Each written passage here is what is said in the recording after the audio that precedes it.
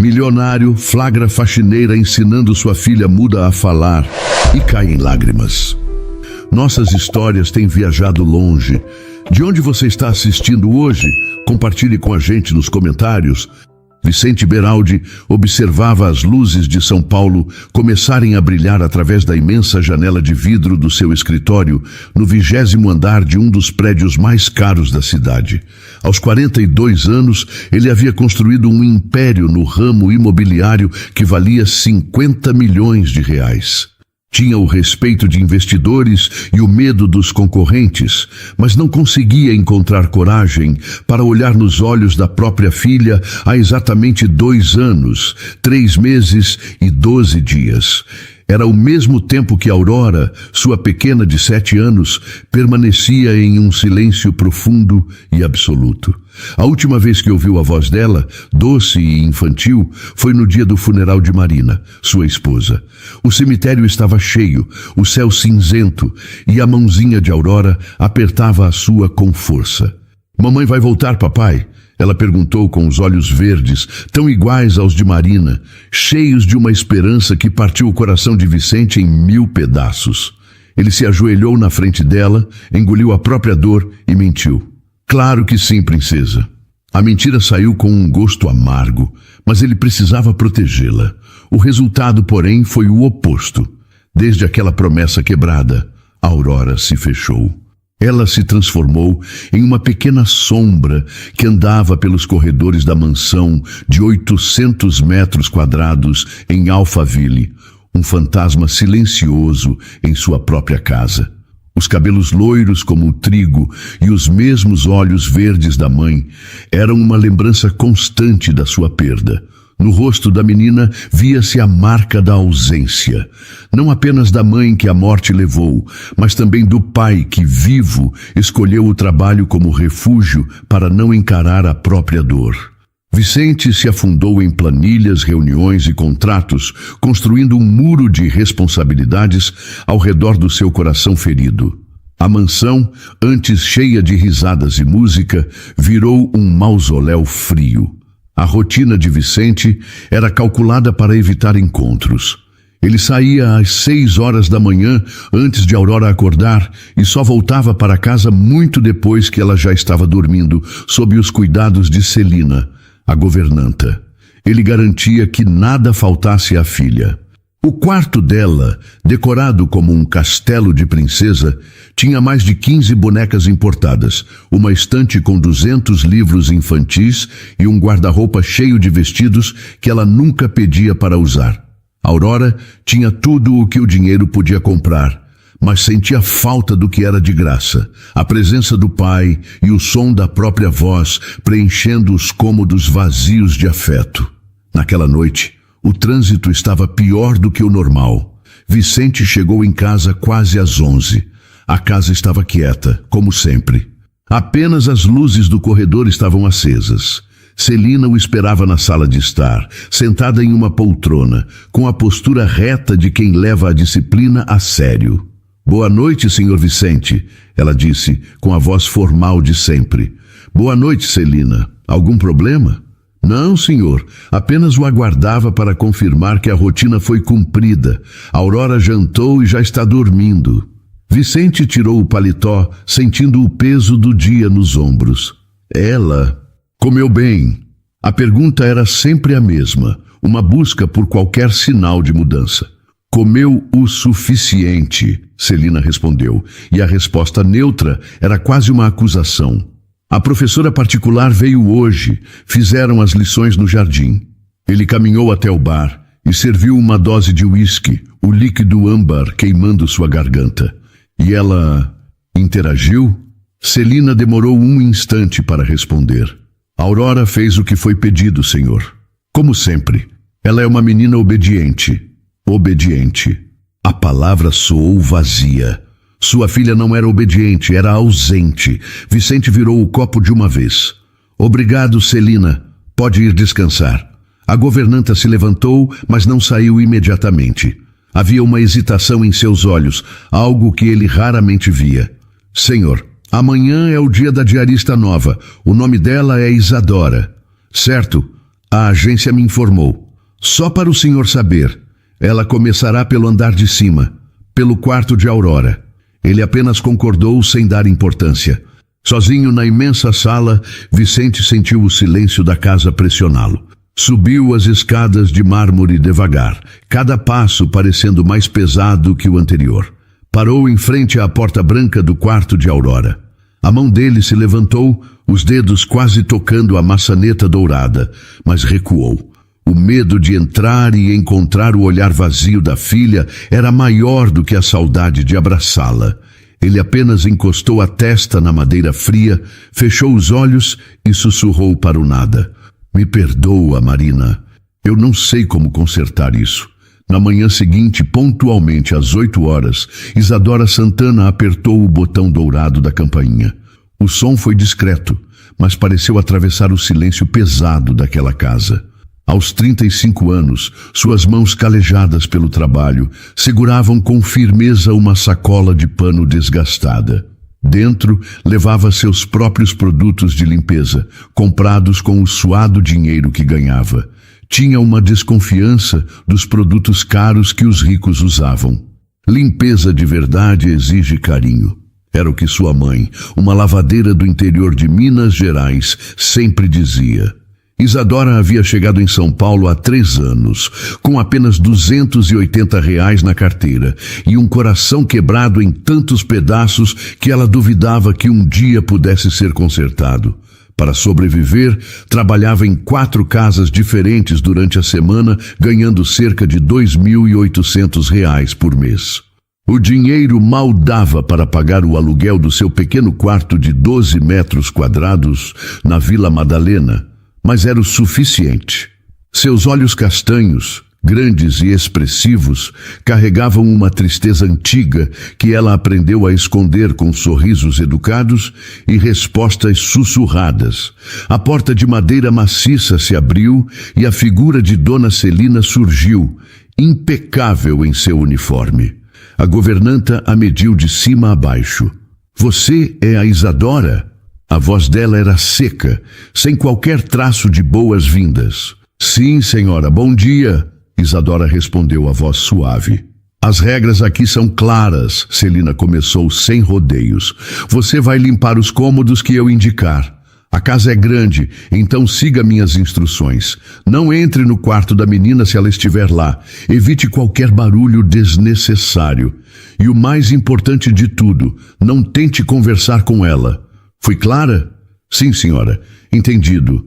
Naquela primeira semana, Isadora se moveu pela mansão como um fantasma, tão silenciosa quanto a própria moradora Mirim. Ela era invisível e estava acostumada com isso.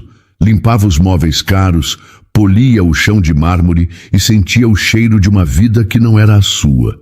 Mas algo naquela casa era diferente. Ela percebeu que não estava totalmente sozinha em sua invisibilidade. De vez em quando, sentia um par de olhos a observando. Era rápido, um vislumbre. Uma pequena figura de cabelos loiros que se escondia atrás de uma porta ou no topo da escada, sempre curiosa. Na segunda semana de trabalho, enquanto limpava o quarto de Aurora, Isadora se ajoelhou para aspirar o grosso tapete felpudo.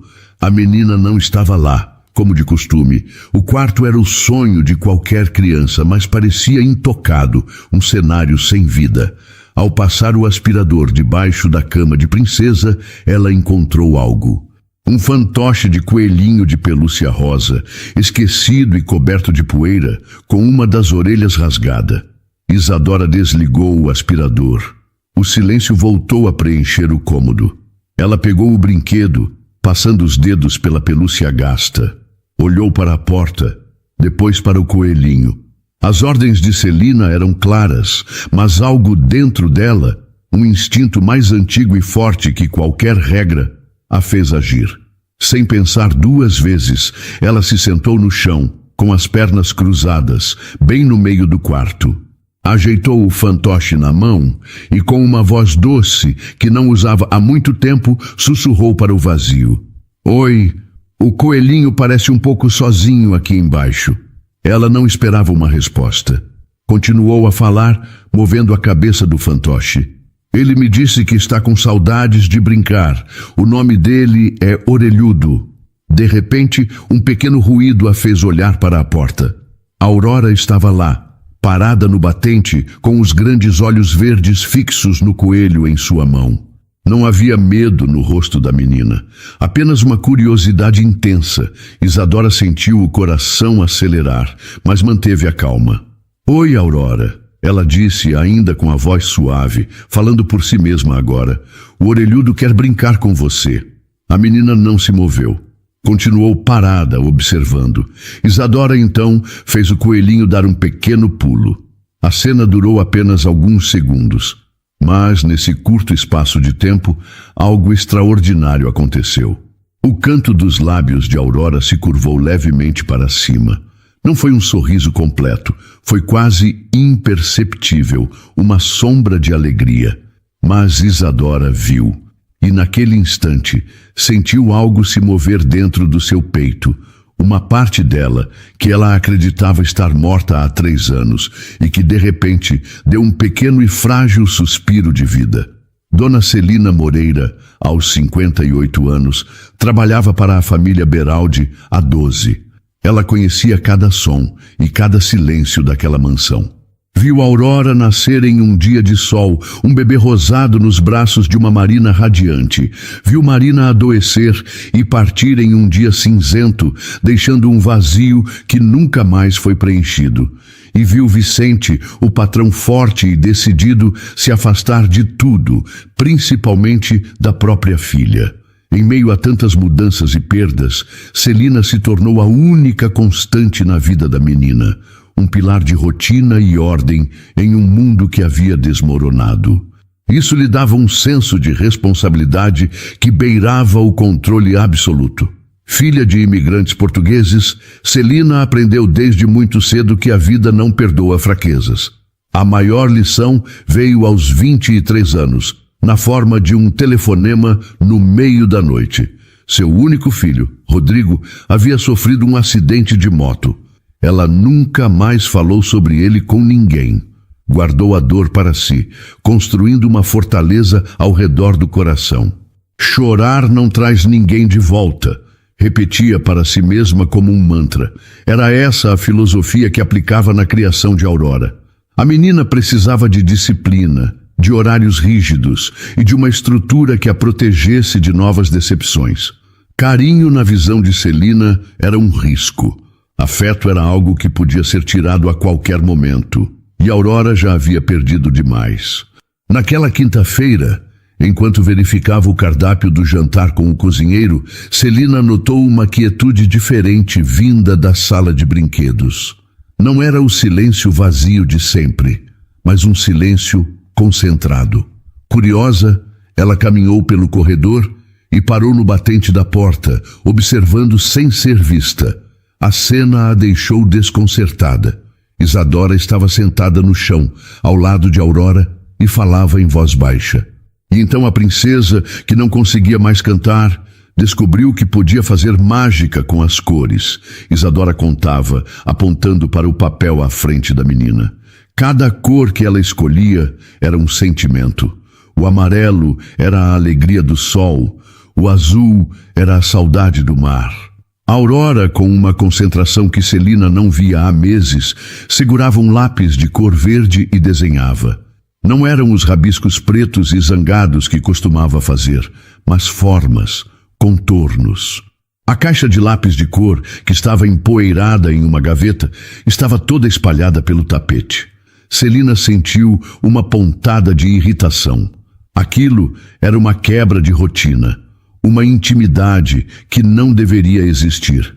Senhora Isadora, a voz de Celina foi firme e cortou o ar, fazendo Isadora se assustar. A diarista se levantou depressa, limpando as mãos no avental. Dona Celina, eu só estava... A menina tem horários. Celina a interrompeu, caminhando para dentro do cômodo. E a senhora tem trabalho para fazer. Desculpe, dona Celina, não queria atrapalhar, Isadora disse com o rosto corado de vergonha. Atrapalhar é exatamente o que a senhora está fazendo, Celina respondeu, a voz ainda mais dura. Mas, ao olhar para a Aurora, algo a fez hesitar. Havia uma pequena luz nos olhos da menina, uma centelha de vida que o silêncio não conseguia apagar. Essa visão a deixou confusa, abalando suas certezas. Aurora, vá lavar as mãos para o almoço. A menina se levantou sem questionar, como sempre fazia. Mas antes de sair, ela pegou a folha de papel do chão, caminhou até Isadora e entregou o desenho a ela. Foi um gesto rápido, quase secreto. Um presente. Isadora o segurou com um cuidado que emocionava e irritava Celina ao mesmo tempo. Depois que Aurora saiu, Celina olhou para o desenho nas mãos de Isadora. Era simples, infantil. Uma casinha pequena e muito colorida, com um jardim cheio de flores e um grande sol amarelo no canto. Na janela da casa, havia duas figuras sorridentes, de mãos dadas. Celina sentiu o peito apertar. Uma lembrança rápida de seu Rodrigo, pequeno, mostrando um desenho que fizera na escola, passou por sua mente e ela a afastou com força. Fazia 2 anos, desde a morte de Marina, que Aurora não desenhava nada além de borrões escuros e sem forma. Aquela casa colorida, aquelas pessoas sorrindo. Aquilo era um sinal perigoso. Era a prova de que aquela diarista estava conseguindo atravessar o muro que ela, Celina, havia construído com tanto cuidado ao redor da menina. E isso ela não podia permitir. Vicente chegou em casa 30 minutos mais cedo que o habitual. A reunião com os investidores japoneses havia sido surpreendentemente rápida, e enquanto dirigia pelas ruas movimentadas, um impulso raro o atingiu. Ele sentiu vontade de jantar em casa. Não que tivesse a intenção de sentar-se à mesa com Aurora. A culpa por seu silêncio ainda era uma barreira que ele não sabia como cruzar. Mas ele queria vê-la, mesmo que de longe. Queria sentir a presença dela na casa que dividiam como 2 estranhos. Ao subir a imensa escadaria de mármore, parou no meio do caminho. Escutou algo que não ouvia há anos. Eram risadas, sons baixos, abafados, mas inconfundivelmente alegres, vindos da sala de brinquedos no final do corredor. O coração de Vicente deu um salto, uma reação que o surpreendeu. Ele se aproximou devagar, sem fazer barulho, e espiou pela fresta da porta. A cena o fez prender a respiração. Aurora estava sentada no tapete brincando com suas bonecas. Ela movia as pequenas figuras, organizando os móveis de uma casinha em miniatura, com uma delicadeza que ele não via desde que Marina era viva. Quem fez isso? Ele perguntou em um sussurro, sem perceber que Celina havia se aproximado por trás dele, com a mesma expressão preocupada que carregava nos últimos dias. A governanta olhou para a cena, depois para o patrão. É a diarista nova, senhor Vicente, ela respondeu, a voz contida. Ela tem um jeito especial com a menina. Vicente continuou a observar. Aurora posicionou uma boneca pequena, de cabelos loiros, ao lado de uma boneca maior, com cabelos castanhos. Elas pareciam estar conversando. Ele conhecia aquele jogo. Costumavam brincar os 3 juntos, papai, mamãe e a filhinha. Um sentimento de nostalgia o atingiu. Onde está a 3ª boneca? Ele sussurrou, mais para si mesmo do que para Celina, procurando a figura masculina que sempre o representava. A resposta de Celina foi simples e direta, e o atingiu com uma força inesperada, tirando seu ar. Não há 3ª boneca, senhor. Só essas 2. Naquele instante, Vicente entendeu. Aurora não estava brincando de papai, mamãe e filhinha. Ela estava recriando sua nova realidade, uma filha e uma mãe substituta. A ausência da figura paterna naquele jogo inocente foi uma declaração silenciosa, uma acusação que doeu mais do que qualquer palavra. Ele se afastou da porta, sentindo um frio se espalhar por seu peito. No dia seguinte, Vicente tomou uma decisão. Ele cancelou suas reuniões da manhã, dizendo à sua secretária que tinha um assunto pessoal para resolver. O assunto era observar Isadora. Escondido em sua biblioteca, que tinha uma porta de vidro com vista para a sala, ele a observou trabalhar. O que ele viu não foi uma funcionária cumprindo ordens, mas algo completamente diferente. Isadora não forçava conversas, não fazia perguntas que exigiriam respostas. Ela simplesmente estava presente. Enquanto limpavam juntas os livros da estante, Aurora deixou um lápis cair no chão. Isadora o pegou e o colocou de volta na caixa, continuando a tarefa como se nada tivesse acontecido, sem demonstrar frustração ou impaciência. Mais tarde, sentaram-se para desenhar. Aurora apontou para o lápis azul e Isadora o entregou sem hesitar, como se lesse seus pensamentos. A comunicação entre elas era fluida, natural, acontecendo em um silêncio que não era vazio, mas cheio de entendimento. Vicente se lembrou das poucas vezes que tentou interagir com a filha nos últimos 2 anos. A impaciência dele, a frustração crescendo a cada tentativa falha, até que ele desistia e se refugiava no trabalho. Isadora não desistia. Ela aceitava o silêncio e trabalhava com ele. É assim que uma mãe age. O pensamento surgiu em sua mente, doloroso e claro. Ele viu em Isadora a paciência e a dedicação de Marina, e a culpa o consumiu. A culpa por não ser suficiente, misturada a um sentimento novo e perigoso, esperança. Uma esperança de que talvez sua filha pudesse ser feliz de novo, mesmo que não fosse por causa dele. Do outro lado da sala, Celina arrumava as almofadas do sofá, mas seus olhos atentos não perdiam um único movimento do patrão. Ela viu quando ele observou a cena do desenho, viu a expressão em seu rosto mudar, viu a dor, a culpa e, por fim, aquele brilho de esperança. E foi essa esperança no rosto de Vicente que a deixou em alerta. Aquela diarista estava se tornando mais do que uma simples funcionária. Estava se tornando essencial. E para Celina, isso era um perigo que precisava ser contido. A discussão aconteceu em uma sexta-feira chuvosa. O céu de São Paulo desabava em uma cortina cinzenta de água, e o som da chuva batendo nas janelas da mansão criava uma trilha sonora melancólica para o que estava por vir. Celina encontrou Isadora na cozinha, de costas para a porta. Em cima da bancada de granito, um prato continha um sanduíche que Isadora preparava para o lanche de Aurora. Não era um sanduíche qualquer. O pão estava cortado em formato de estrela e pequenos pedaços de cenoura formavam um rosto sorridente. Foi esse pequeno detalhe, esse ato de carinho não autorizado, que fez a paciência de Celina finalmente se esgotar.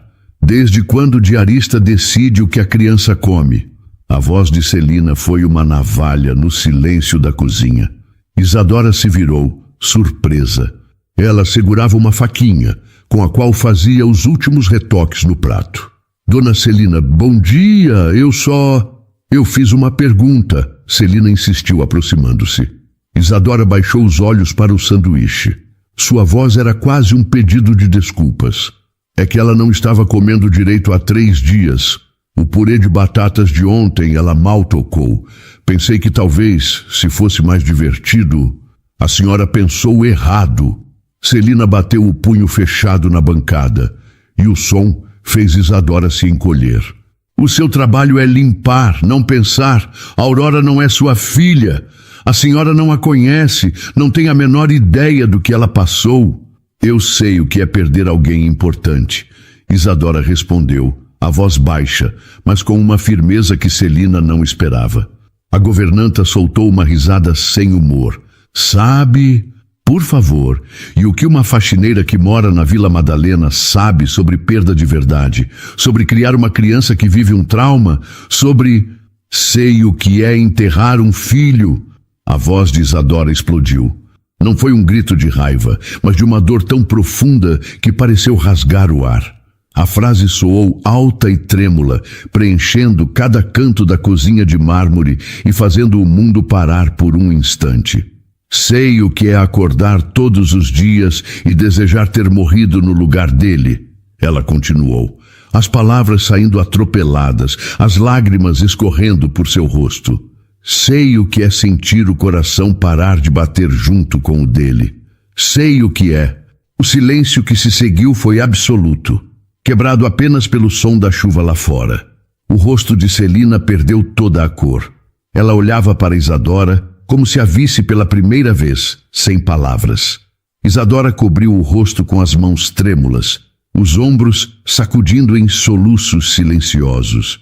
Desculpe, ela sussurrou. Eu não deveria ter gritado, mas era tarde demais.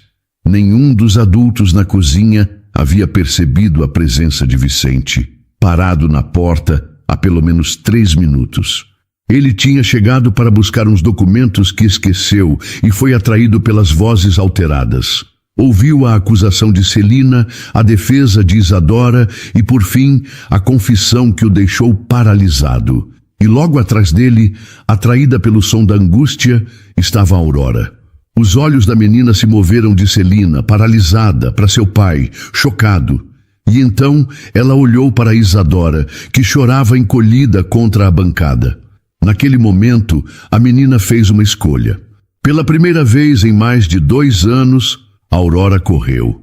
Seus pezinhos se moveram rápidos pelo chão polido, não em direção ao pai, a figura de autoridade, nem em direção a Celina, a mulher que cuidava de sua rotina. Ela correu diretamente para os braços de Isadora. A diarista a pegou no colo por puro instinto, abraçando o pequeno corpo com força, como se quisesse protegê-la do mundo.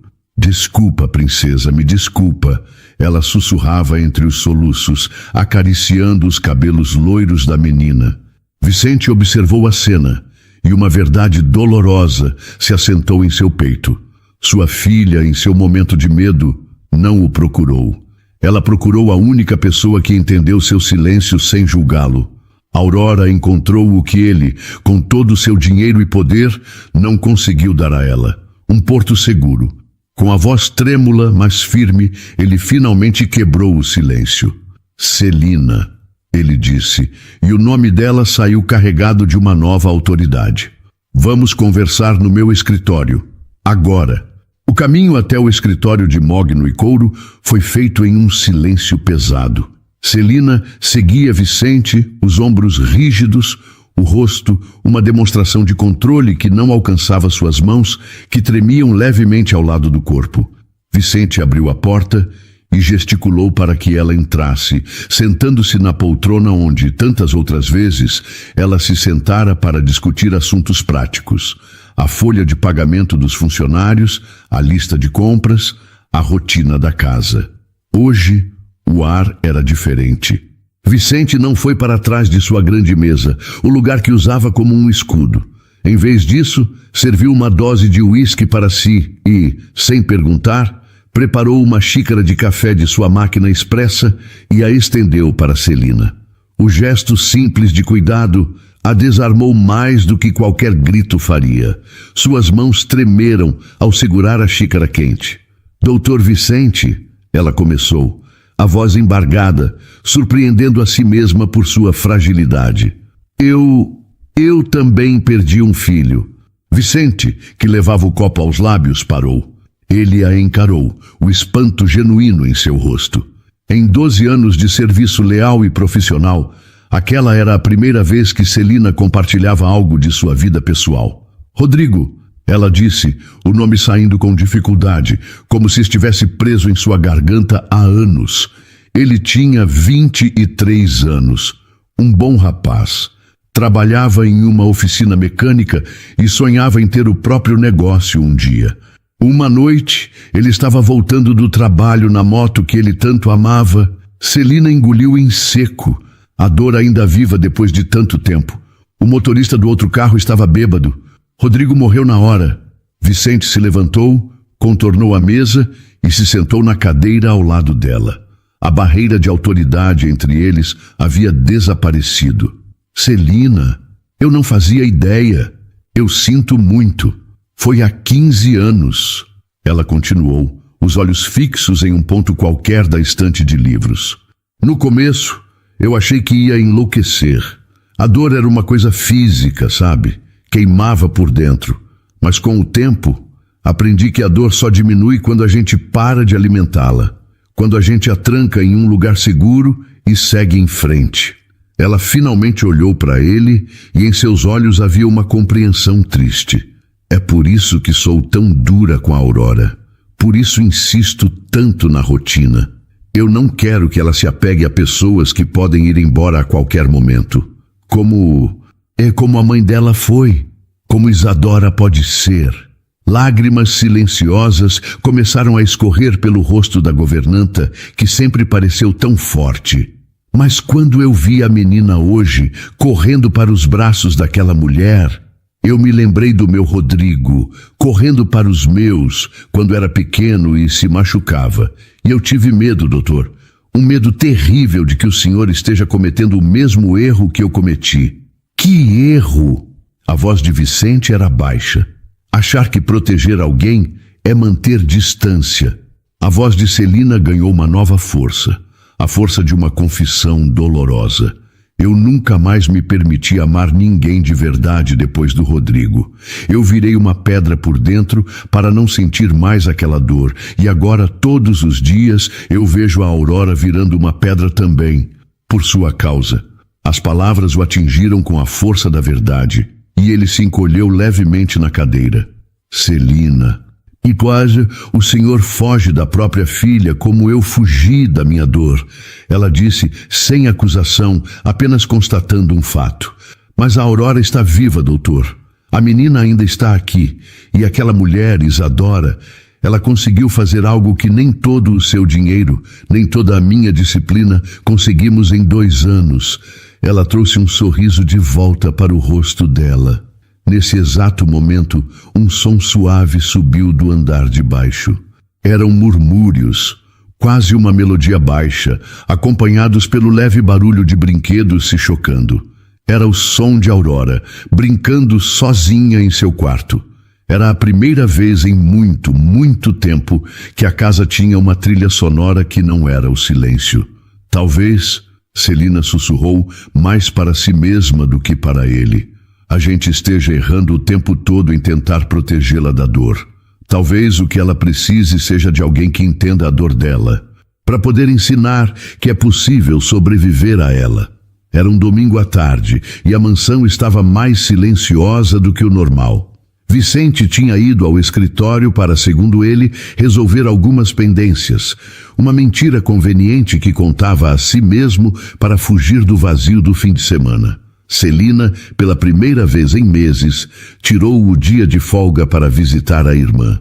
Isadora havia voltado à mansão apenas para buscar um casaco que esquecera, mas ao entrar na sala de estar, encontrou a Aurora sozinha, deitada de bruços no chão, completamente absorta em um desenho que se espalhava por uma folha de papel gigante. "Posso ver o que você está fazendo?"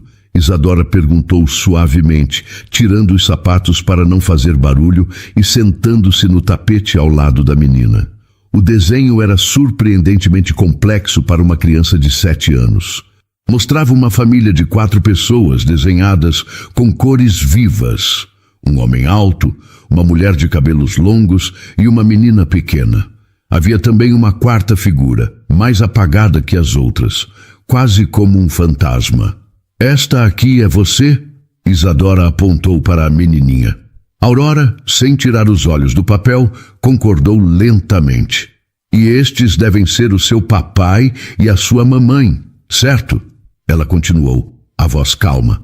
A menina concordou de novo. "E esta pessoa aqui?" Isadora indicou a figura apagada. Aurora pegou um lápis de cor amarelo. Desenhou um círculo de luz sobre a cabeça da figura e depois apontou para a grande janela da sala, em direção ao céu. Isadora sentiu o peito apertar de emoção. "Ah, entendi. Ela foi para o céu, não é?" Ficaram em silêncio por alguns minutos, apenas o som do lápis de Aurora arranhando o papel. Então, Isadora respirou fundo, tomou uma decisão e começou a contar sua própria história. "Sabe, Aurora, eu também tenho uma pessoa muito especial que foi para o céu." A menina parou de desenhar imediatamente. Virou a cabeça e olhou para Isadora com uma atenção que fez o coração da mulher acelerar. Era o meu filhinho. O nome dele era Gabriel, e ele tinha olhos curiosos, iguaizinhos aos seus. O cabelo dele ficava todo espetado de manhã, que nem o do seu papai. Ele adorava construir castelos com as almofadas do sofá e sempre me pedia para contar uma história antes de dormir. No corredor, Vicente, que havia chegado mais cedo e subia as escadas em silêncio, parou. A voz baixa de Isadora viajava pela casa quieta e ele se viu incapaz de se mover. Um dia ele me perguntou uma coisa engraçada. Isadora continuou, um sorriso triste em seus lábios. Mamãe, quando você fica triste, para onde a tristeza vai? E eu respondi para ele, ela vai morar no nosso coração, meu amor. Mas ela precisa dividir o espaço com todo o amor que a gente sente. Então, ela nunca consegue tomar conta de tudo sozinha. Aurora, com um gesto instintivo, pegou a mão de Isadora e a segurou. O meu Gabriel foi para o céu quando tinha só 6 aninhos, uma doença que os médicos não conseguiram curar. E sabe o que eu descobri, Aurora? Que ele não foi embora de verdade. Ele mora bem aqui. Isadora disse, apontando para o próprio peito, junto com toda a alegria e todo o amor que ele me deu. Com a mão livre, Aurora pegou um lápis de cor rosa e, com muito cuidado, desenhou um coração pequeno e vibrante no peito da figura apagada de sua mãe no desenho. A sua mamãe também mora no seu coração, não é? Isadora sussurrou. E no coração do seu papai também. É por isso que às vezes ele parece tão triste. O amor que ele sente por ela é tão grande que ocupa muito espaço no coração dele. Escondido no corredor, Vicente encostou a testa na parede fria. As lágrimas que ele segurava há 2 anos finalmente começaram a cair, silenciosas e quentes em seu rosto. Ele chorou pela esposa, por sua filha e por si mesmo, pelo homem que não conseguia ser. Você quer que eu te conte um segredo? A voz de Isadora era um fio de som. Aurora concordou. Desde o dia em que eu te conheci, eu sinto que o meu Gabriel me mandou uma amiguinha muito especial. Alguém que entende que às vezes as palavras ficam presas na garganta quando o coração está muito cheio. Aurora soltou a mão de Isadora. Pegou um lápis azul e, com letras grandes e tortas, escreveu lentamente uma única palavra no canto do papel. Obrigada. Foi a primeira palavra que ela escreveu em mais de 2 anos. A demissão aconteceu em uma segunda-feira fria. O sol mal havia nascido e uma névoa gelada cobria o jardim da mansão. Às 7 horas da manhã, antes que Aurora acordasse, Vicente chamou Isadora ao seu escritório. A conversa que tivera com Celina e a cena que presenciara no domingo o haviam abalado profundamente, mas o medo, um velho conhecido, foi mais forte que a esperança. Em sua mente, o apego de Aurora a Isadora era uma bomba relógio. Outra perda, ele pensava, seria o fim dela, e ele precisava protegê-la a qualquer custo, mesmo que o custo fosse a felicidade dela. Quando Isadora entrou, viu o envelope branco sobre a mesa de mogno. Seu coração afundou. Ela já sabia. O rosto de Vicente estava cansado, os olhos vermelhos de uma noite mal dormida. Isadora, eu preciso conversar com você. Ele começou, a voz rouca, sem conseguir encará-la. Ela permaneceu de pé, as mãos juntas na frente do corpo, serena por fora, destruída por dentro. É sobre ontem, não é? O senhor ouviu a nossa conversa na sala. Eu ouvi, ele confirmou, finalmente levantando o olhar. E é exatamente por isso que acho melhor você não voltar mais. O silêncio na sala era pesado, quebrado apenas pelo tic-tac de um relógio de parede. Aurora está se apegando demais a você, ele continuou, tentando fazer sua decisão parecer lógica e cuidadosa. Conversei com os médicos dela, com pessoas que entendem de trauma infantil. Eles todos dizem que não é saudável para uma criança, na condição dela, criar vínculos instáveis com pessoas que podem ir embora. Pessoas como eu, Isadora completou em um sussurro. E não era uma pergunta. Não é nada pessoal. Você é uma pessoa boa, Isadora. Eu vejo isso. Mas você também está lidando com suas próprias feridas. A Aurora precisa de estabilidade, de uma base sólida. Ela não precisa de alguém que pode quebrar também.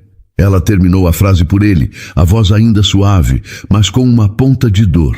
Vicente não respondeu. O silêncio dele foi a confirmação.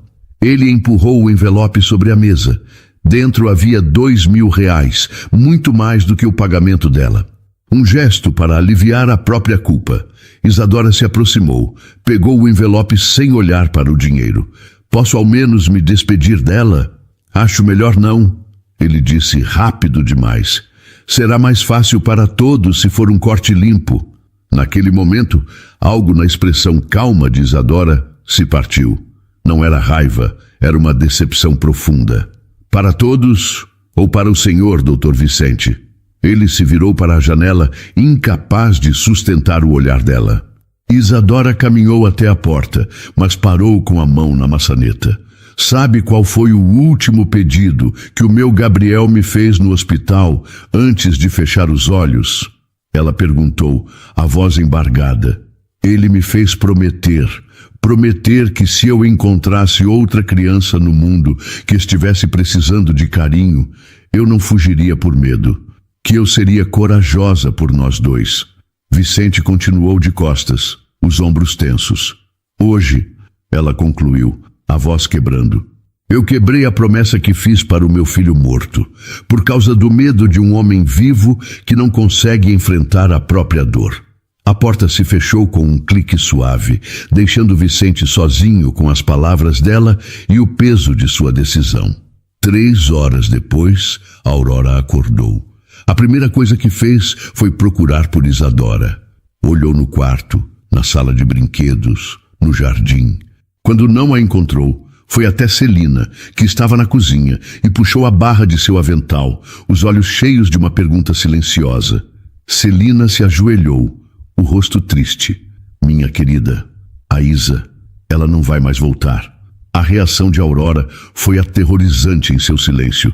Seus olhos se arregalaram e então um tremor tomou conta de seu corpo pequeno. Ela não chorou, não gritou. Ela se virou e começou a destruir. Uma fúria silenciosa a possuiu. Ela derrubou a casinha de bonecas, rasgou os desenhos coloridos que fizera com Isadora, um por um, até que só restassem pedaços de papel no chão. Quando Vicente, alertado por Celina, chegou ao quarto, a encontrou desmaiada de exaustão emocional. Caída no meio da bagunça, ela abraçava com força uma única coisa que havia restado intacta, o fantoche de coelho de pelúcia rosa.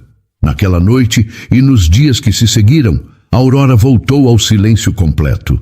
Mas era um silêncio diferente. Não era mais a ausência de palavras.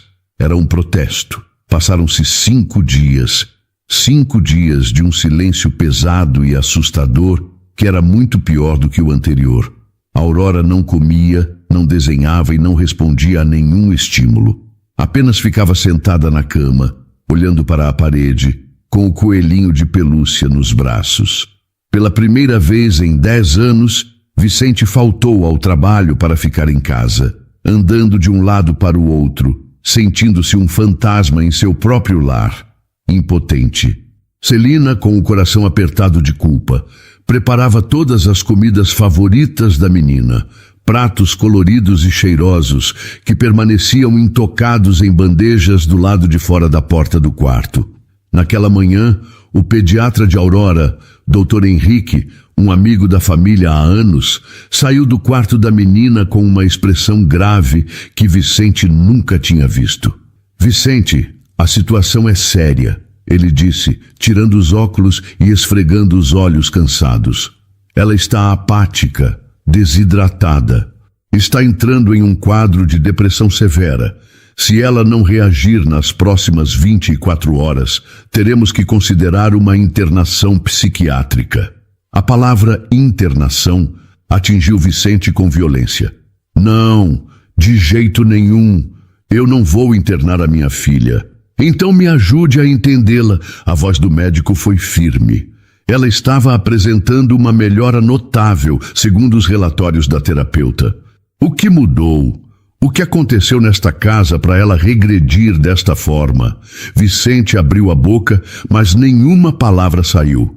A vergonha o sufocava. Foi Celina, parada na porta da sala, quem respondeu por ele. Ele demitiu a única pessoa que conseguia fazer Aurora sorrir. Ela disse a voz clara e forte: Celina! Vicente a repreendeu, o rosto queimando. Não, doutor, chega de silêncio. Ela deu um passo à frente, os olhos fixos no patrão. O senhor está matando a sua própria filha por orgulho, por medo, por uma covardia que eu não consigo mais aceitar. Doutor Henrique olhou de um para o outro surpreso. Que pessoa? Do que ela está falando, Vicente? Uma diarista, Vicente admitiu, a voz baixa. Aurora se apegou a ela e eu achei que não era apropriado. Achei que estava protegendo-a. Vicente, o médico disse, o tom incrédulo. Você tem a menor ideia do quão raro é uma criança com mutismo seletivo traumático criar um vínculo de confiança com qualquer pessoa? Isso não é um risco, é um milagre. Se a Aurora se conectou com essa mulher, ela não é o problema. Ela pode ser a chave para a recuperação dela. Naquele momento, um barulho surdo de algo caindo veio do quarto de Aurora. Os três correram pelo corredor e abriram a porta. A menina estava no chão, tendo puxado todos os lençóis e o edredom da cama. No meio da bagunça, ela segurava algo pequeno.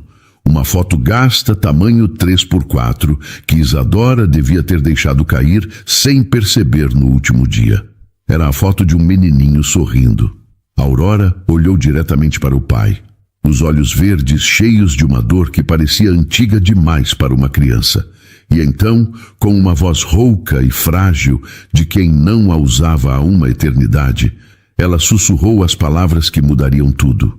Papai, traz a Isa de volta, por favor. Foram as primeiras palavras que ela disse em 2 anos, 4 meses e alguns dias. O ar saiu dos pulmões de Vicente em um soluço alto e doloroso. As barreiras que ele construiu por tanto tempo desmoronaram de uma só vez. Ele caiu de joelhos no chão do quarto e chorou. Chorou como não chorava desde o dia em que enterrou Marina. Aurora, minha filha, me perdoa. Ele soluçava. O papai foi um idiota. O papai teve medo. Com uma lentidão surpreendente, Aurora se aproximou e colocou a mãozinha em seu rosto molhado. Eu também tenho medo, papai. Ela disse, a voz fininha, mas clara. Mas a Isa disse que o medo só passa quando a gente para de fugir dele. Celina cobriu a boca com as mãos, as lágrimas escorrendo livremente. Doutor Henrique olhava a cena completamente comovido. A menina apontou para o peito do pai. A mamãe mora aqui, não é, papai? Ela perguntou, repetindo a lição que aprendera. E a Isa disse que quando a gente ama muito alguém que foi para o céu, a gente não pode ter medo de amar quem está aqui na terra com a gente. Vicente a puxou para um abraço apertado, o primeiro abraço de verdade em mais de 2 anos, sentindo o corpo pequeno e frágil contra o seu. O papai vai buscar a Isa, princesa, eu prometo. De verdade? A voz dela foi um sopro de esperança. De verdade, ele disse, beijando o topo de sua cabeça. E dessa vez, o papai vai pedir desculpas. Vicente encontrou Isadora em uma quinta-feira chuvosa, ironicamente parecida com o dia em que a confrontação com Celina aconteceu. Ele a esperou do outro lado da rua, observando-a sair de uma casa imponente no Morumbi, onde havia conseguido um novo trabalho. Ela carregava a mesma sacola de pano surrada, vestia um uniforme simples e andava com os ombros um pouco curvados. O brilho de vida que ele tinha visto em seus olhos havia desaparecido novamente, deixando-os opacos, cansados. Ele atravessou a rua, o coração batendo forte no peito. Isadora, preciso falar com você. Ela parou ao som da voz dele, mas não se virou. Continuou de costas, uma barreira de dor entre eles. Doutor Vicente, com todo respeito, acho que o senhor já disse tudo o que tinha para dizer. Não, eu não disse. A voz dele era urgente. Aurora falou. Isadora se virou devagar. Suas mãos que seguravam a alça da sacola tremiam. Ela... Falou o quê? Ela pediu para eu trazer você de volta. Ele disse, as palavras saindo com dificuldade. Foram as primeiras palavras que ela disse em mais de 2 anos. Ela falou o seu nome. Isadora encostou no muro de uma casa, o corpo perdendo as forças. Lágrimas encheram seus olhos. Ela está bem? Não. Ele foi honesto. Ela não está nada bem. Na verdade, nenhum de nós está bem sem você. Isadora, eu cometi o maior e mais estúpido erro da minha vida quando deixei você ir embora. Ele se aproximou, parando a uma distância respeitosa. Você me disse naquele dia que quebrou uma promessa feita ao seu filho. O que eu nunca te disse é que eu também quebrei uma. No último dia de vida da minha esposa, Marina me fez jurar que eu cuidaria de Aurora, que seria o pai que ela merecia, que nunca a deixaria se sentir sozinha. As lágrimas que ele segurou por tanto tempo agora escorriam livremente por seu rosto, sem vergonha. E o que eu fiz? Eu fugi. Eu me escondi no trabalho e deixei minha filha órfã de pai também. E quando você chegou, uma estranha, e conseguiu fazer o que eu era incapaz, trazer a alegria de volta para ela, eu tive medo, um medo egoísta. Tive medo de que a Aurora te amasse mais do que a mim, medo de que você fosse embora e a quebrasse de novo. Eu tive medo de competir com você pelo coração da minha própria filha. Doutor Vicente, ela sussurrou comovida. Não, por favor, me deixa terminar. Você não é só uma diarista, Isadora. Eu vejo isso agora. Você é uma mãe que, mesmo depois de perder um filho, teve a coragem de abrir o coração para uma menina que precisava desesperadamente de amor. A Aurora não precisa escolher entre nós. Ela precisa de nós dois. Ele deu o último passo, ficando frente a frente com ela. Volta para casa, Isadora. Por favor. Mas não como minha funcionária. Volta como a mãe que a Aurora precisa. Como a pessoa que eu deveria ter valorizado desde o primeiro momento. Nós cuidaremos de você como família, porque é isso que você já é para nós. E se eu não conseguir? Ela perguntou, a voz cheia de uma insegurança antiga. E se a dor pelo Gabriel voltar com força e eu quebrar de novo? E se eu não for boa o suficiente para ela? Então a gente quebra junto, ele respondeu, a voz firme com uma nova convicção. E depois a gente se remenda junto, porque é isso que uma família de verdade faz. Uma semana depois, Isadora se mudou para a mansão. Não para o pequeno quarto de empregada nos fundos, mas para uma suíte de hóspedes no mesmo andar de Aurora. Celina, vencida pela transformação que via diariamente, aos poucos deixou de ser a governanta rígida para se tornar a avó atenta e carinhosa que a menina nunca teve. A casa, antes um mausoléu silencioso, ganhou vida. O som de risadas agora era uma presença constante nos corredores. A cozinha se tornou o coração da casa, onde sempre havia alguém conversando. E Aurora falava mais a cada dia. Primeiro palavras, depois frases inteiras. Isa, posso te ajudar a fazer biscoitos de estrela? Perguntou em uma tarde. Dona Celina, por que você nunca me contou que já foi criança também? Perguntou em uma manhã. Papai, você acha que a mamãe ia gostar da nossa nova família? Questionou em outra, antes de dormir. Vicente aprendeu a sair do escritório mais cedo. Isadora aprendeu que podia ser mãe de Aurora sem trair a memória de Gabriel. Celina aprendeu que o verdadeiro cuidado é feito de proximidade, não de distância. E Aurora aprendeu que famílias não são feitas apenas de sangue, mas de pessoas que decidem ficar e se remendar juntas. Em uma noite de domingo, enquanto os três faziam pipoca na cozinha para assistir a um filme, Aurora fez um pedido que fez todos pararem. A gente pode tirar uma foto nova? Uma foto da nossa família de agora? Na foto, tirada com o temporizador da câmera por Celina, Vicente, Isadora e Aurora estão espremidos no sofá, sorrindo. Mas se você olhasse com atenção para o reflexo no vidro escuro da janela, veria uma quarta pessoa. Celina, que no último segundo decidiu se juntar ao retrato. 4 pessoas que aprenderam que o amor não é sobre substituir quem se foi, mas sobre honrar sua memória amando com toda a coragem quem está presente. 2 anos depois, o som que preenchia a mansão não era mais o silêncio. Era o som de risadas infantis, de música pop tocando em um volume agradável e do borbulhar de conversas animadas. O jardim, antes um espaço perfeitamente cuidado, mas sem vida, estava cheio de balões coloridos e crianças correndo pela grama. Era a festa de aniversário de 9 anos de Aurora. Vicente, vestindo uma camisa casual em vez de seus ternos caros, estava na churrasqueira, rindo enquanto tentava virar a carne sem queimá-las. Ele não era mais o homem que se escondia atrás das paredes de seu escritório. Ele era apenas um pai, presente e um pouco desajeitado, no meio da festa de sua filha. De vez em quando ele parava e olhava para a cena, um sentimento de gratidão tão profundo que quase o deixava sem ar. Celina, agora com os cabelos grisalhos presos em um coque mais solto, era a avó orgulhosa no comando da mesa de doces. Sua rigidez havia se transformado em um zelo carinhoso. Cuidado para não derrubar o brigadeiro na roupa nova, querida, ela dizia a uma das amiguinhas de Aurora, mas havia um sorriso em seus lábios. Viu quando um menino tropeçou e começou a chorar, mas antes que pudesse se mover, Isadora já estava lá. Isadora, com a mesma serenidade de sempre, mas agora com um brilho constante nos olhos, ajoelhou-se na frente do menino.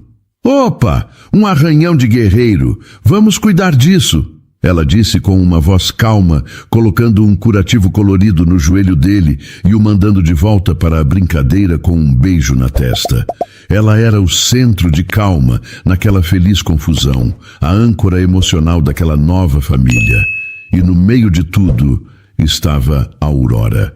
Os cabelos loiros presos em um rabo de cavalo, o rosto corado de tanto correr. Ela não era mais a menina silenciosa que se escondia atrás das portas. Ela era a líder da caça ao tesouro, a primeira a soprar a língua de sogra, a dona da risada mais alta do jardim. Sua voz, antes um tesouro perdido, agora era a trilha sonora da alegria da casa. Mais tarde, quando o sol começou a se pôr, pintando o céu de laranja e rosa, Isadora se aproximou de Vicente, que observava a Aurora abrir seus presentes. Olha para ela, ele disse, a voz baixa e cheia de emoção. Quem diria que chegaríamos até aqui? Eu sempre soube que essa voz estava aí dentro. Isadora respondeu, tocando o braço dele levemente. Ela só precisava de uma boa razão para querer sair. Você foi a razão dela, Isa. Você salvou a minha filha. Não, ela corrigiu, olhando para ele com carinho. Nós a salvamos, todos nós. Você aprendeu a ficar. Celina aprendeu a se aproximar e eu aprendi que era possível ser mãe de novo. Ficaram em silêncio, observando Aurora agradecer animadamente por um livro de aventuras.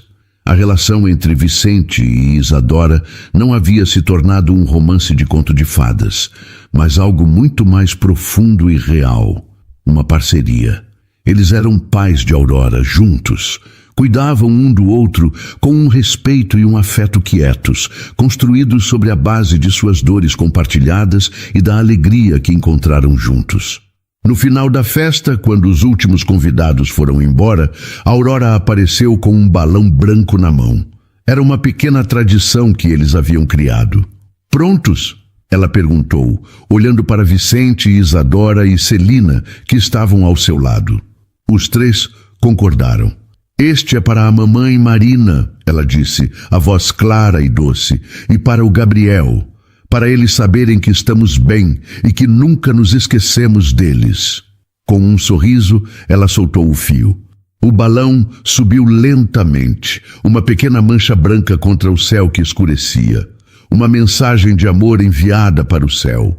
Os 4 ficaram olhando, os ombros se tocando, uma unidade silenciosa e forte. Vicente passou o braço ao redor de Isadora, que segurou a mão de Aurora, que por sua vez segurou a mão de Celina. Ali, no jardim que voltou a ter vida, a luz quente da casa iluminava 4 pessoas que eram a prova de que corações partidos não precisam ser descartados. Com paciência, coragem e muito amor, eles podem ser juntados novamente, não para formar o que eram antes, mas para criar algo novo, algo mais forte e infinitamente mais bonito. Para toda mulher que já sentiu uma perda tão devastadora, que acreditou que seu coração nunca mais teria espaço para um novo amor, que escondeu sua própria dor para cuidar da dor dos outros. Para todo homem que, no auge de seu sucesso material, se encontrou perdido em uma mansão silenciosa, fugindo da própria filha por não saber como encarar a dor da ausência.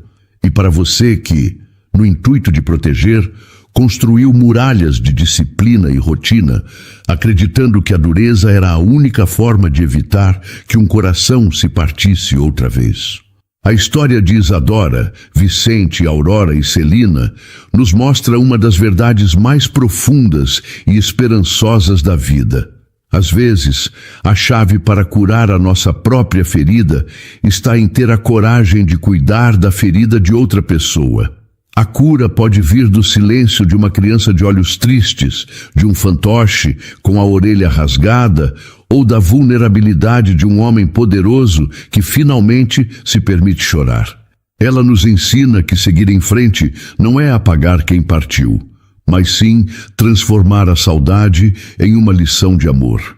É entender que honrar a memória de um filho ou de uma esposa não é fechar-se para o mundo, mas sim usar a profundidade daquele amor para ter a coragem de amar quem ainda está aqui, precisando de nós. É ter a ousadia de sentar-se no chão e contar uma história para o silêncio, na esperança de que ele um dia responda.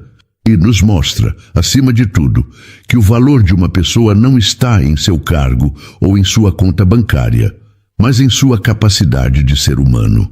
Um CEO pode, sim, abandonar o orgulho, cair de joelhos e pedir perdão, e nesse ato de completa rendição, encontrar sua verdadeira força. E uma diarista, com as mãos calejadas e o coração marcado pela maior das dores, pode carregar a maior de todas as riquezas, a empatia que reconstrói mundos. Que esta história seja um lembrete de que um coração bom, mesmo quebrado pela perda ou pela solidão, ainda possui uma capacidade infinita de se regenerar e de amar. E que o amor verdadeiro não é aquele que é perfeito e sem falhas, mas aquele que tem a coragem de quebrar junto e se remendar junto. Aquele que se prova não com grandes declarações, mas com um sanduíche em formato de estrela, com um desenho colorido ou com a promessa de buscar quem foi injustamente mandado embora. Não tranque as portas do seu coração por medo das feridas do passado. Às vezes, a felicidade não chega como uma tempestade, mas como um sussurro, como a primeira palavra de uma criança depois de anos de silêncio. E se tivermos a coragem de ouvir e de acolher, esse pequeno som pode se transformar na mais bela canção de nossas vidas, dando origem a uma nova e verdadeira família. E então, o que achou da história? Deixe sua opinião nos comentários. Adoramos saber o que você pensa. Não se esqueça de deixar seu curtir no vídeo para nos apoiar e de se inscrever no canal. Até a próxima!